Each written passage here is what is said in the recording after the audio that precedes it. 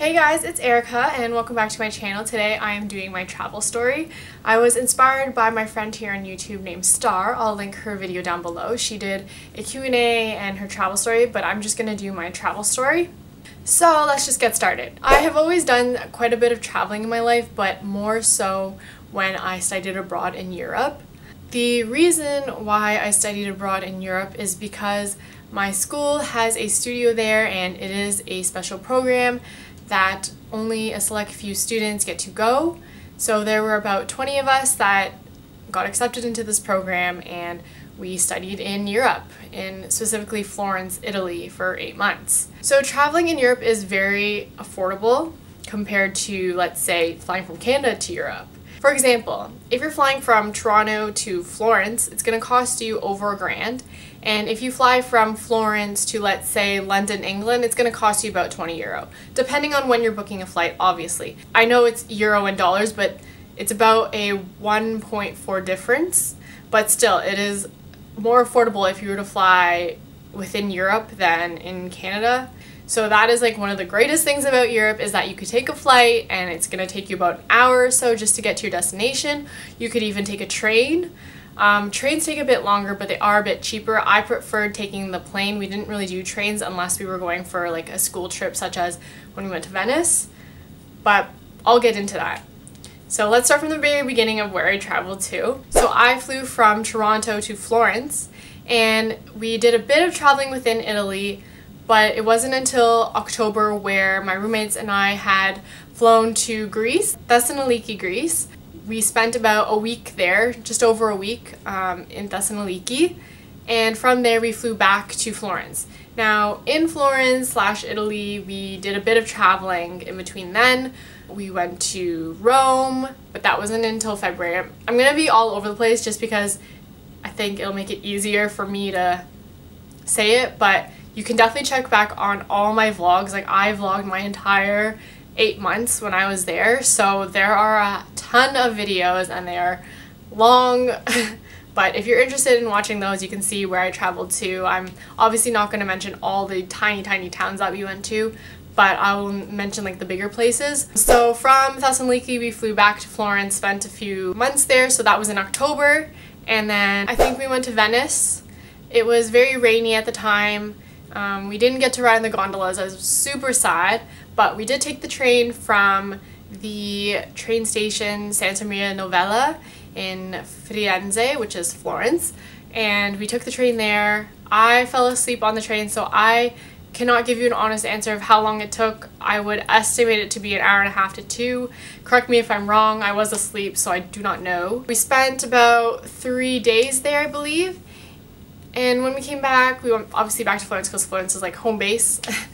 And then in December, I went to the Philippines to visit my family. We went to Palawan, which we did island hopping, and El Nido. So I came back in the new year, so I was flying on a plane in New Year's Eve all by myself, and I was super sad. I was just sitting there alone because I've never spent New Year's alone. I mean, I was sitting beside a couple, but let's be real, I don't really know the couple and they didn't really speak English, so couldn't really have much of a conversation, and I was just exhausted from my trip in the Philippines, so I was kind of out of it for the most part, but didn't really get to celebrate New Year's, and that was my very first time, but that's okay, you know, it was totally worth it. I saw my family, so everything's good. January came, I had my birthday. We didn't go anywhere far for that, like we just spent it in Florence. In February, my boyfriend had surprised me, and that following weekend we went to Paris, or actually now I'm gonna get mixed up between the two, but anyways,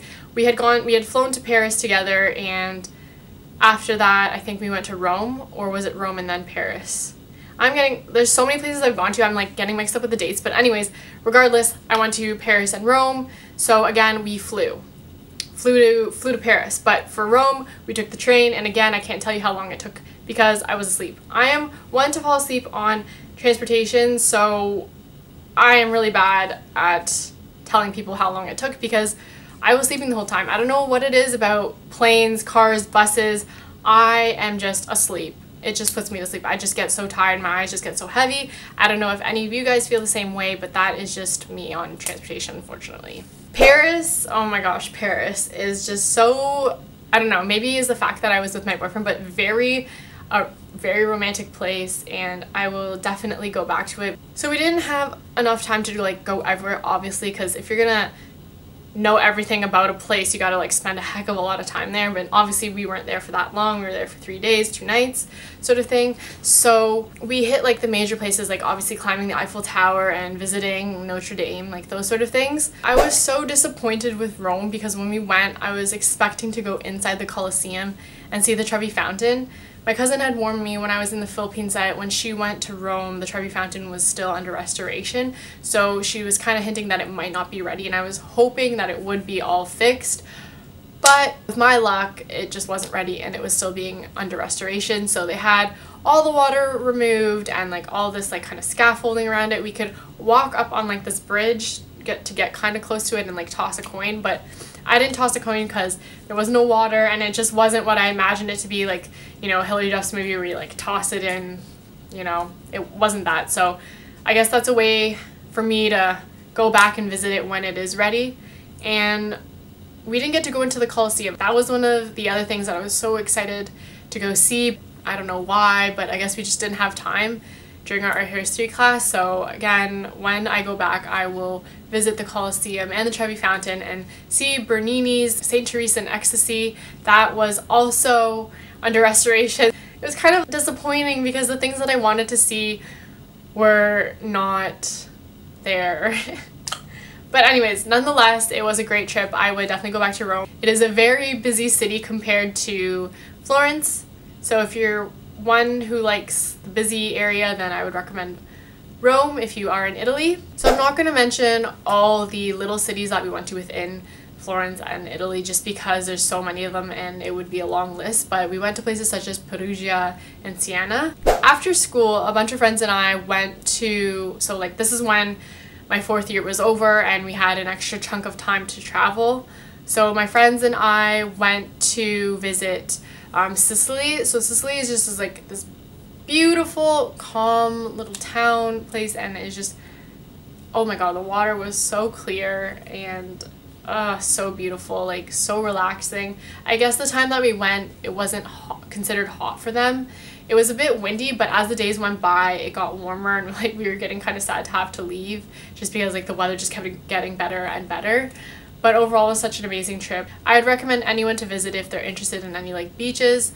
It's very calm the time that we went, and mind you, this was in April, so summertime's not really considered April, but for us Canadians who come from like colds, it was warm for us. We flew there, we booked 2 apartments, so like they were kind of like on top of each other, so half and half stayed in there. The second end of the year trip that we went to Dublin, Ireland, and oh my goodness, how gorgeous like the cliffs are, like amazing. If anyone ever goes to Dublin, Ireland, you must like go on that paddy wagon tour and see those like baby cliffs and the cliffs of Moher. I'm telling you, they are breathtaking. People have actually died climbing, like not really climbing, but like walking on the edge of these cliffs. So I highly recommend that you take extra caution when you are doing these things because there are no like railings to block you off. So you can get as close as you want to the edge of this cliff, which is exactly what I do. I love the thrill of these like crazy near-death experiences type of thing, and I know that's not for everyone, but it is me. I don't know, I get a kick out of it. So I literally sat on the edge of this cliff. I'll like insert a picture here, but some people would never do that. I just like it, and I don't get scared of those things. But honestly, the water is so clear and so beautiful. Like, you'll see it in my vlog if you guys check it out, but amazing, and everyone is so friendly. I wouldn't say it's my favorite place, but it is definitely like one of the places I think that people should visit if they're going to more of the countryside. I think the city is very similar to like a Toronto feeling almost. Not exactly, obviously, because it's a different place, but for me it felt more like home, and I wanted to travel to somewhere I've never really been and get a different feeling. And the different feeling for me, the best part was when we went to like the countryside and saw the cliffs. So that is just amazing, breathtaking, like honestly so gorgeous, and the weather was so warm and just so beautiful. All right guys, so that is basically my travel, like the big chunk of my travel story. that I've like condensed as much as possible because I could ramble on and on about traveling. But if you guys have any questions or comments about what I talked about, or if you have any questions about traveling, leave them down below. I'd be happy to answer them and just like start a conversation with you guys. So where are your favorite places to visit, or where would you love to go? Those are my questions for you. If you ever get the opportunity to travel or study abroad, I'd highly recommend it, because when are you ever going to get that chance again? You can do it, and don't be afraid about meeting new people and going into different cultures. It is unbelievable. Unbelievable. And I would do it all over again in a heartbeat. I would leave right now if I could to another country and just explore. But I'm saving up right now, and hopefully I will have another adventure soon. But for now, I'm doing like mini trips to like little places. So if you've been keeping up with me, you can see my previous vlogs. I mean, I did a little Toronto tour thing with my boyfriend. Not really a tour, but we just did a bunch of things in Toronto. So things like that can be considered as traveling or adventures. Go out there and have an adventure. Anyways, guys, thanks for watching. I'll see you guys in my next video. Look, it's slow-mo.